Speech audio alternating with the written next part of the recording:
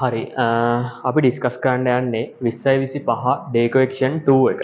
බලන්න මේ ගානේ තියෙන්නේ බෝංගනේ ගානක්. මේකේ දීලා තියෙන රූප සටහනක් ABCD කියලා දඩු පහක් තියෙන රූප සටහනක් දීලා තියෙනවා. C වලින් භාරයක් එල්ලලා තියෙනවා 10 කිලෝග්‍රෑම්. ඒ කියන්නේ 100 නිව්ටන් බලයක් එතනින් තියෙනවා.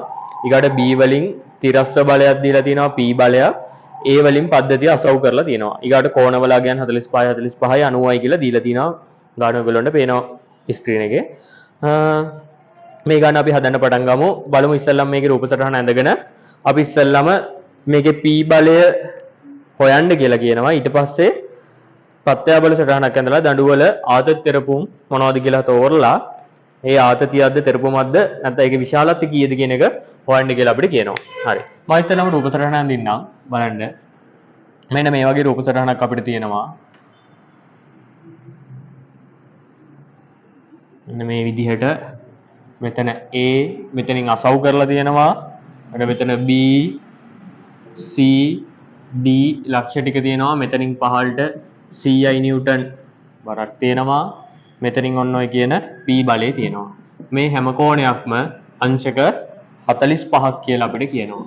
මේක 90ක් කියලා කියනවා. මේක 90යි මේක 45යි නම් මේකත් අංශක 45ක් වෙනවා. හරිද? දැන් අපිට කියනවා ඉස්සෙල්ලා මෙන්න මේ P බලයේ විශාලත්වය හොයන්න කියලා. P බලයේ විශාලත්වය හොයනවා නම් අපිට කරන්න වෙන්නේ මේකේ අසව් කරලා තියෙන ලක්ෂ්‍ය වටා ගූර්ණ දාන්න වෙන්නේ. ඒ කියන්නේ A වටා ගූර්ණ දාන්නනේ වෙන්නේ. A වටා ගූර්ණ දාන්න නම් අපි මේකේ පාදවල විශාලත්වය දැනගෙන ඉන්න ඕනේ. දැන් මෙන්න මේ පාද දෙක සමානයි. මොකද 45 45යි කෝණය. ඒ වගේම මෙන්න මේ පාදෙයි මේ පාදෙයි සමානයි. මොකද මේ කෝණ දෙකත් අංශක 45 45 යන්නේ. එතකොට මම මෙන්න මේ පාදයක් මේක 2A කියලා නම් කරගත්තොත් මේ පාදෙත් 2A වෙනවා. එතකොට මෙන්න මේක 2A cos 45 ඒවා දෙකක් වෙනවා. එතකොට 2A cos 45 ඒවා දෙකක් කියන්නේ 4A cos 45යි. cos 45 කියන්නේ එකයට මූල 2යි. එහෙනම් මේක ලියන්න පුළුවන් අපිට 2 මූල 2A කියලා. ඊගාවට මේකට ගියොත් දැන් මේක 2 මූල 2A නම් මේකත් 2 මූල 2A වෙනවා. එතකොට මෙන්න මේ BC කියන පාදය අපිට ගන්න පුළුවන් 2 මූල 3A cos 45 ඒවා දෙකක්. 2 මූල 2A cos 45 කියන්නේ 2A. ඒ වගේ දෙකක් කියන්නේ මේක 4A වෙනවා. හරිද? ඔන්න මම ඒ වටා ගූර්ණ දානවා. ඒ වටා මම වාමාවර්ත ගූර්ණ දැම්මොත් එහෙම මට මෙතනින් A ගේ ඉඳලා මේ 100 නිව්ටන් බලේ වාමාවර්තව කරගෙන ඒකට තියෙන ලම්බ දුර 4A කියලා කියන්න පුළුවන්. එහෙනම් 100 නිව්ටන් වතාවක් 4A. ඊළඟට මේ P බලේ තියෙන්නේ මම දක්ෂිනාවර්තව ගුණ දැම්මේ 100 තියෙන දක්ෂිනාවර්තව මේ P බලයේ තියෙන වාමාවර්තව වෙනම් කරගෙන P වතාවක් ඒකට තියෙන ලම්බ දුර 2A වෙනවා. දැන් මේ පද්ධතිය සමතුලිත නිසා ඕනෙම ලක්ෂයක් වටා ගුණ බිඳුවට සමාන වෙනවා. නම් බිඳුව සමානයි 400A ඍණ 2PA. 2PA මෙහාට ගෙනාවොත් 2PA සමානයි 400A. ඒට ඒක කැපෙනවා. නම් මෙතනින් P සමානයි 200 නිව්ටන් කියලා ඔන්න P ගාගේ එනවා. දැන් අපි මේ P හෙව්වට පස්සේ මේ පද්ධතියේ ප්‍රත්‍යාබල සටහනක් අඳිමු. ප්‍රත්‍යාබල සටහනක් ඇඳලා ආතති තෙරපුම් හොයමු. දැන් ප්‍රත්‍යාබල සටහනක් අඳින්න කලින් අපි දන්නවා මේකේ බල ප්‍රදේශ නම් කරගන්න ඕනේ. අපි බල ප්‍රදේශ නම් කරගන්න යම්කිසි දිශාවක්, ඒ කියන්නේ වාමාවර්ත හෝ දක්ෂිනාවර්ත පාවිච්චි කරා නම් ඒ දිශාවටම නැත්නම් ඒ වාමාවර්ත පාවිච්චි කරා නම් ගාන ඉවර වෙනකම් වාමාවර්ත හදන්නේ. දක්ෂිනාවර්ත නම් ගාන ඉවර වෙනකම් දක්ෂිනාවර්ත. මේ බල ප්‍රදේශ නම් කරනකොට අපි දන්නවා මුලින්ම බාහිර බල ප්‍රදේශ නම් කරලා ඊට පස්සේ තමයි අභ්‍යන්තර බල ප්‍රදේශ ටික නම් කරන්නේ. මම මෙතනින් පටන් ගන්නම් බාහිර බල ප්‍රදේශ නම් ගන්න.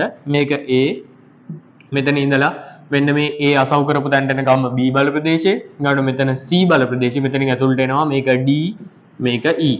ඊට පස්සේ අපි ප්‍රත්‍යාබල සටහනක් අඳින්න එක ලක්ෂයක් තෝරගන්නවා. ඒ ලක්ෂයක් තෝරගන්නකොට අපි බලනවා අවම බල ගානක් තියනවද? දන්නා බල තියනවද?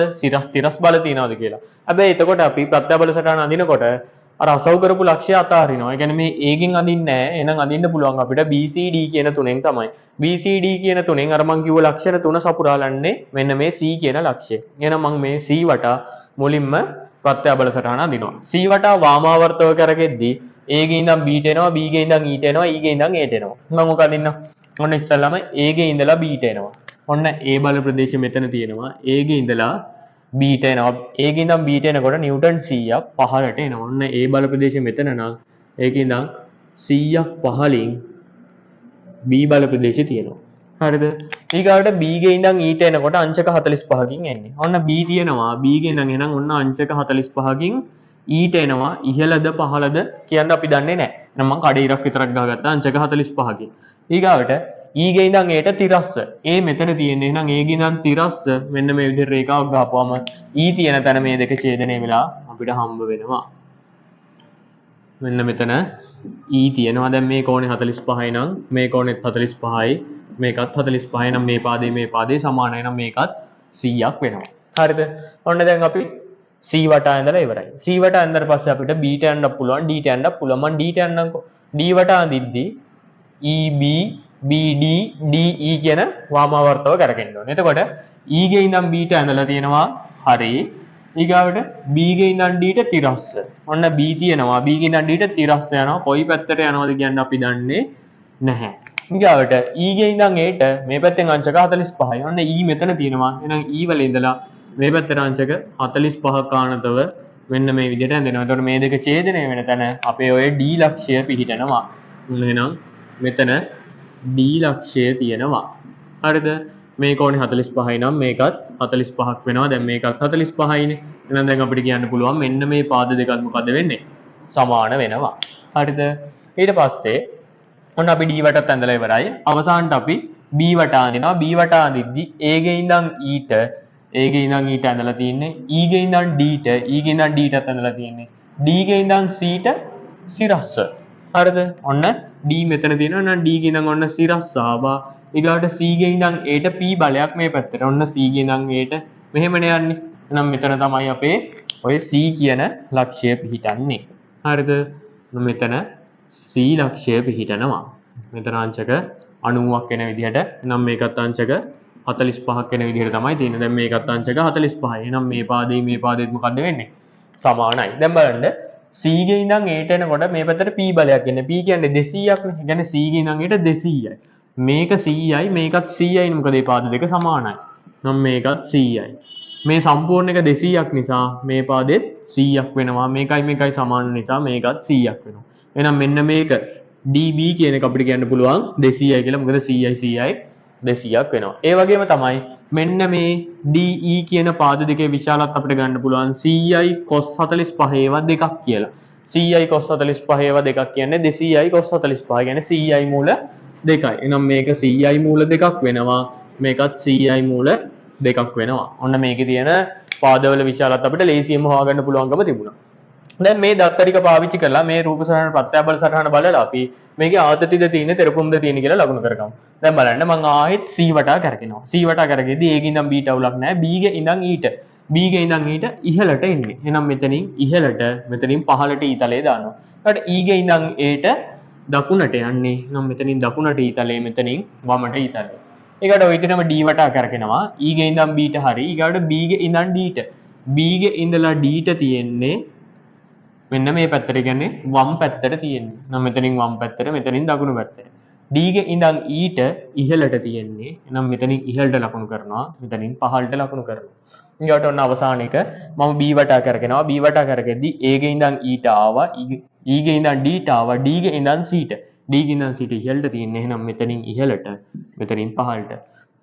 මේ ආදත් තෙරපුම් ලකුණු කරනකොට ඔය ඊතල දානකොට අපි කැරකෙන ලක්ෂය ළඟින් තමයි ඊතලේ දාන්නේ. ඒක මතක තියාගන්න. කැරකෙන ලක්ෂය ළඟින් මේක දිශාව අනුව ඊතලේ දාලා ඒ ඊතලේ අනිත් පැත්ත ඒ දණ්ඩේ අනිත් පැත්තෙන් ලකුණු කරගන්නවා. හරිද?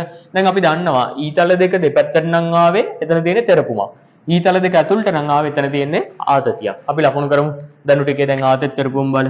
ඔන්න වගුව ගහනවා. වගුවේ තීරු 4යි. දණ්ඩ ආතති තෙරපුම් බලය. මේකේ දඬු ටික තියෙනවා AB AD BD BC CD කියන දඬු ටික තියෙනවා. හරිද? අපි බලමු AB කියන දණ්ඩේ ඇතුළට ඊතලේ ඒ කියන්නේ ආතතියක් තියෙන්නේ. එහෙනම් මේකේ ආතතියක් තියෙනවා. ඊළඟට AD වලත් ඇතුළට. එහෙනම් ඒකෙත් ආතතියක්. BE වල BD වල පිටට තියෙන. එහෙනම් එතන තෙරපුමක් තියෙනවා. BC වලත් පිටට තියෙන ඊතල දෙක. එහෙනම් එතනත් තෙරපුමක්. CD වල ඇතුළට එහෙනම් ඒකේ ආතතියක් තියෙනවා. ඊළඟට මේ බලය ගත්තොත් AB දෙපැත්තේ තියෙන CD බල ප්‍රදේශ දෙක. CD වල විශාලත්වය 100යි. එහෙනම් මෙතන ආතති බලයේ විශාලත්වය 100යි නිව්ටන් වෙනවා. ඊළඟට AD බැලුවොත් AD දෙපැත්තේ තියෙන BD. BD වල විශාලත්වය 200යි නිව්ටන්. එහෙනම් මේක කියනවා 200යි නිව්ටන් කියලා. ඊළඟට BD ගත්තොත් BD ගේ දෙපැත්තේ තියෙන්නේ ED. ED වල විශාලත්වය අපිට ආවා 100යි මූල 2යි කියලා. එහෙනම් මේකේ විශාලත්වය 100යි මූල 2යි නිව්ටන් වෙනවා. ඊළඟට BC ගත්තොත් BC වල AE දෙපැත්තේ තියෙනවා. AE කියන්නේ 100යි නිව්ටන්. එහෙනම් මෙතනින් 100යි නිව්ටන් බලයක් තියෙනවා. අන්තිම එක CD. CD ගේ දෙපැත්තේ තියෙන්නේ BE. BE වල විශාලත්වයත් 100යි මූල 2ක් වෙනවා. ඔන්න ඔය විදිහට අපිට ආතත් තෙරපුම් බල ටික ලකුණු කරගන්න පුළුවන්කම තියෙනවා. හරිද? ඔන්න ඔය වගේ මේක නම් ලේසි ගානක්. කියන මේකේ ප්‍රත්‍යබල සටහනත් ලස්සනට ආවා. අපි ඩේ ඉක්වේෂන් 2 එකේ මේක තියෙන්නේ ඩේ ඉක්වේෂන් 3 එකෙන් හම්බෙමු.